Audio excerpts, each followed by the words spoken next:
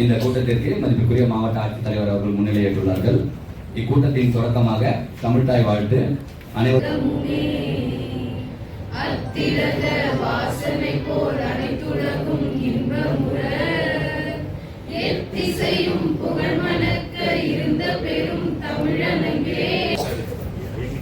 கிறிஸ்தவ தேவாலயங்களில் பணிபுரியும் உபதேசிகர்கள் மற்றும் பணியாளர்கள் நல வாரிய உறுப்பினர்களின் கலந்து ஆலோசனை கூட்டத்திற்கு நல வாரிய உறுப்பினர்கள் மற்றும் அனைத்து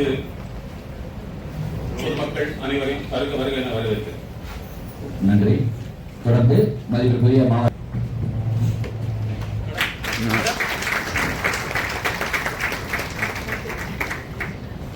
வாரிய துணைத் தலைவர் அவர்களுக்கு புத்தகம் வழங்கி சிறப்பிக்கப்படுகிறது.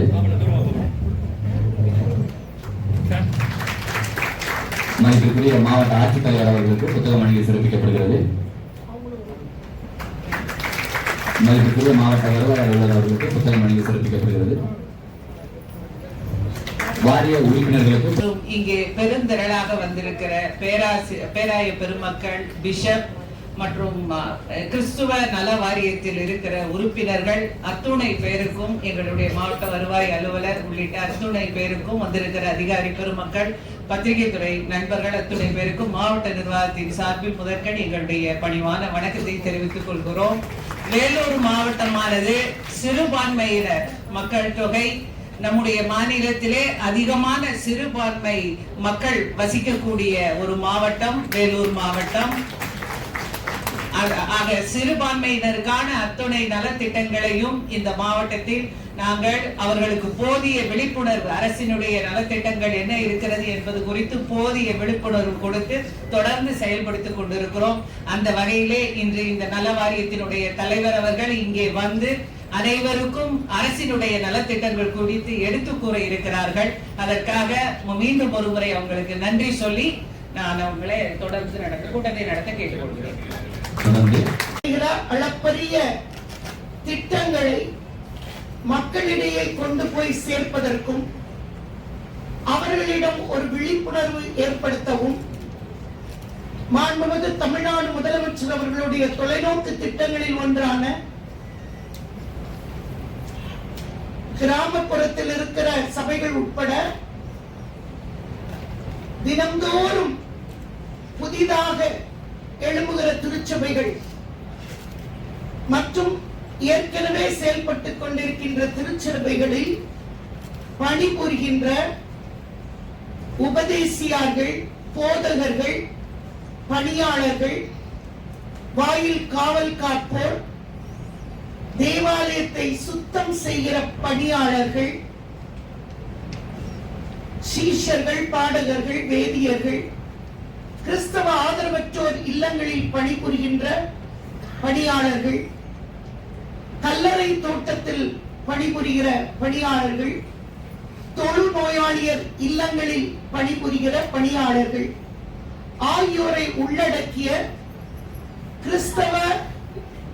தேவாலயங்களில் பணிபுரியும் உபதேசியார்கள் மற்றும் பணியாளர்கள் நல வாரியம் நம்முடைய மாண்புமிகு முதலமைச்சர் அவர்களால் 2023ஆம் ஆண்டு துவக்கப்பட்டு அது 2024ஆம் ஆண்டு முதல் செயல்பட்டு வருகிறது.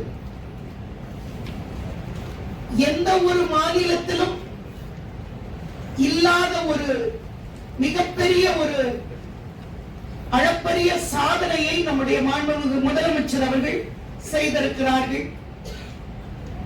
ஆகவே நம்முடைய இந்த மாவட்டம் அதிகமாக சிறுபான்மையினர் இருக்கின்ற இந்த மாவட்டத்தில் உங்களுடைய கருத்துக்களை நாங்கள் கேட்பதோடு நம்முடைய முதலமைச்சர் அவருடைய திட்டங்களை நாம் எவ்வாறு விரைவாக செயல்படுத்த முடியும் என்று மாவட்ட ஆட்சியர்களோடு நாங்கள் கலந்து பேசி இந்த ஒரு நல்ல கலந்துரையாடலை ஏற்பாடு செய்து சிறப்பாக எங்களை அன்போடு வரவேற்ற நம்முடைய மாவட்ட ஆட்சித்தலைவர் அவர்களையும் மாவட்ட வருவாய் அலுவலர் அவர்களையும் மற்றும் நம்முடைய மாவட்ட பிற்படுத்தப்பட்ட மிகவும் பிற்படுத்தப்பட்ட மற்றும் சிறுபான்மையினர் நல அலுவலர் அவர்களையும், இந்த மாவட்டத்துக்கு தனி சிறுபான்மையினர் நல அலுவலர் இருக்கிறார் என்று எனக்கு தெரிவிக்கப்பட்டது. அதே போல் நம்முடைய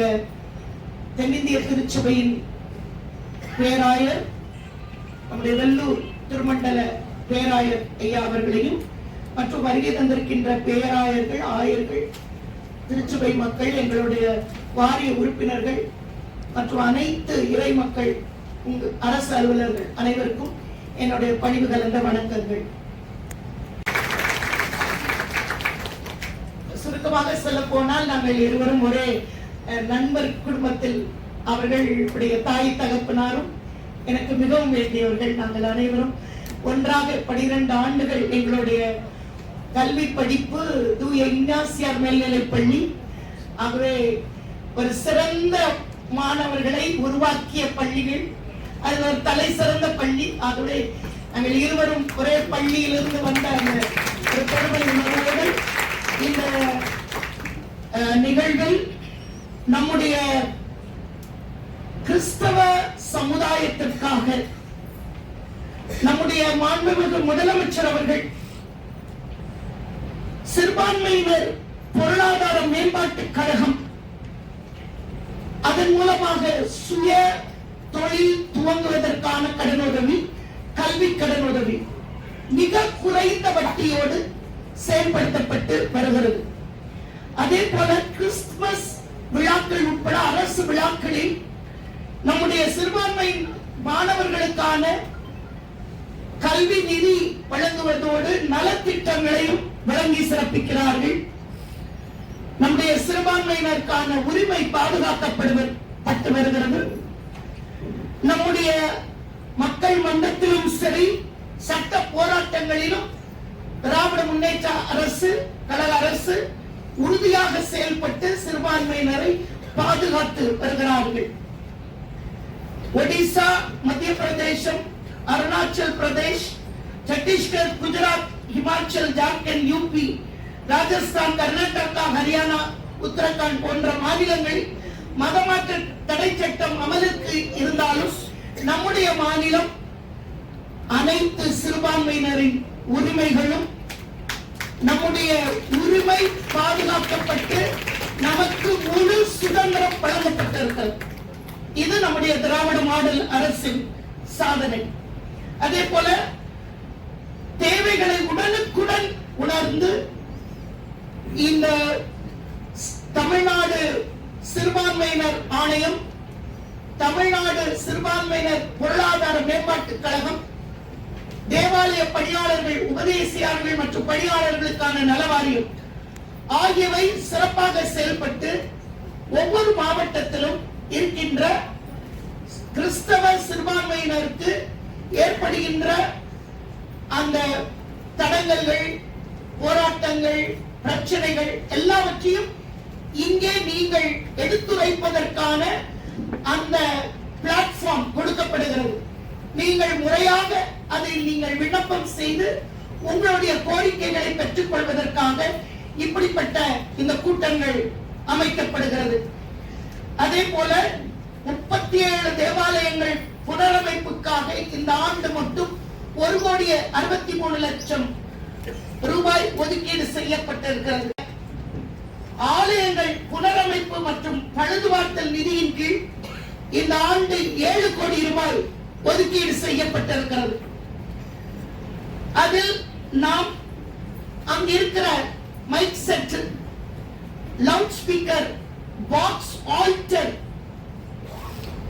அதே போல நம்முடைய பலிபீடங்கள், நம்ம சொரூபங்கள், கேண்டில் ஸ்டாண்ட், பெஞ்ச், டெஸ்க், அனைவருக்கும் இருக்கைகள் போன்றவற்றை செய்யவும், காம்பவுண்ட் வால் கட்டவும், பழுது பார்க்கவும், வெள்ளை அடிப்பு போன்ற புனரமைப்பு பணிகளும் செய்வதற்காக 10 ஆண்டுகள் முதல் ஆன ஆலயங்களுக்கு 10 லட்சம் ரூபாய், 15 முதல் 20 ஆண்டுகள் ஆன ஆலயங்களுக்கு 15 லட்சம், 20 ஆண்டுகளுக்கு மேற்பட்ட ஆலயங்களுக்கு 20 லட்சம் ரூபாய் புனரமைப்பு பணிக்காக நம்முடைய மாண்புமிகு முதலமைச்சர் அவர்கள் வழங்கிக் கொண்டிருக்கிறார்கள்.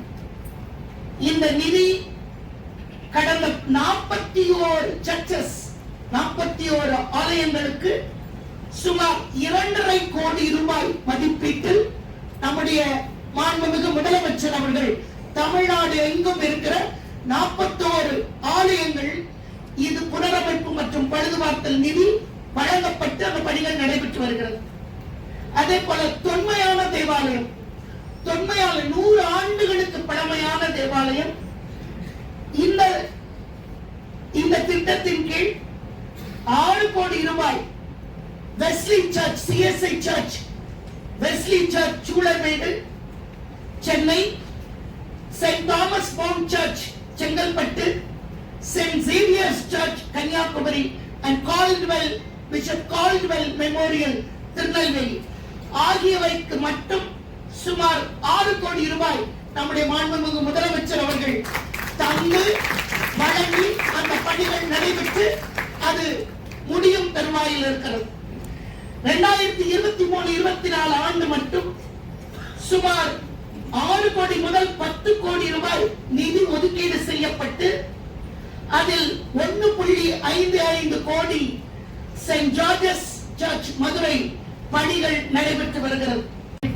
நம்முடைய மாண்புமிகு முதலமைச்சர் அவர்கள் எல்லா டிஸ்ட்ரிக்ட் ஹெட் குவார்ட்டர்ஸ், எல்லா தலை ஊர்களிலும், அந்த ஊர்களிலும் இருக்கின்ற பகுதிகளில் கண்டிப்பாக ஒரு கல்லறை தோட்டம், பொதுவான கல்லறை தோட்டம், எல்லா அமைப்பு, நமக்கு நிறைய டினாமினேஷன்ஸ் இருக்கு, நம்ம பல்வேறு நாம் சபைகளாக திருச்சபைகளாக பிரிந்து காணப்பட்டாலும் நமக்கு பொதுவான கல்லறை தோட்டம் என்பது அந்தந்த மாவட்டத்தில் நமக்காக ஒதுக்கீடு செய்ய வேண்டும் என்ற அரசாணையை நம்முடைய மாண்புமிகு முதலமைச்சர் அவர்கள் நமக்காக வழங்கி இருக்கிறார்கள்.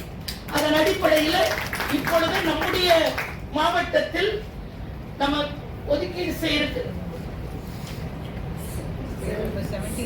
17 வேலூர் மாவட்டம் விருப்பாட்சிபுரம் அந்த இடத்தில் சுமார் 0.66 ஹெக்டேர் அரசு புன்சை அனாதீனம் வகைப்பாடு கொண்ட நிலத்தில் 0.33 ஹெக்டேர் நிலத்தினை கிறிஸ்தவர்களுக்கான சிறுபான்மையினர் நலத்துறையின் பெயரில் வகை மாற்றம் செய்யப்பட்டு சுற்றுச்சுவர் அமைக்க திட்டமிடப்பட்டு அதற்கு 51 லட்சம் ரூபாய் நிதி ஒதுக்கீடு கோரி ஆணையர் சிறுபான்மையினர் நலத்துறை சென்னை அவர்களுக்கு இவ்வலுவலக கடிதம் மூலம் அனுப்பி வைக்கப்பட்டிருக்கிறது. ஆகவே நம்முடைய மாவட்ட ஆட்சித்தலைவர் அவர்கள் நமக்காக சுற்றுச்சுவர் கட்டுவதற்கு 0.33 ஹெக்டேரில் அமைக்கப்பட்டிருக்கிற கல்லறை தோட்டத்திற்கு சுற்றுச்சுவர் கட்டுவதற்காக 51 லட்சம் ரூபாயை ஒதுக்கீடு செய்து அதற்கான அரசின் அனுமதியை பெறுவதற்காக நம்முடைய இயக்குனர் சிறுபான்மையினர் நலத்துறைக்கு அனுப்பி வைத்திருக்கிறார்கள். காட்பாடி வட்டம் கரிகிரி கிராமம் மொத்த பரப்பு 0.59 ஹெக்டேர் அரசு புறம்போக்கு நிலத்தினை கிறிஸ்தவ இன மக்கள் மயான பயன்பாட்டிற்காக பயன்படுத்திக் கொள்ள மாவட்ட ஆட்சித்தலைவர் அவர்கள் 1/3/2025 படி நிபந்தனைக்குட்பட்டு பயன்படுத்திக் கொள்ள அனுமதி வழங்கப்பட்டது. அது என்ட்ரோபான் கொடுத்தாச்சு. என்ட்ரோபான் கொடுத்து அது இப்ப யூசேஜுக்கு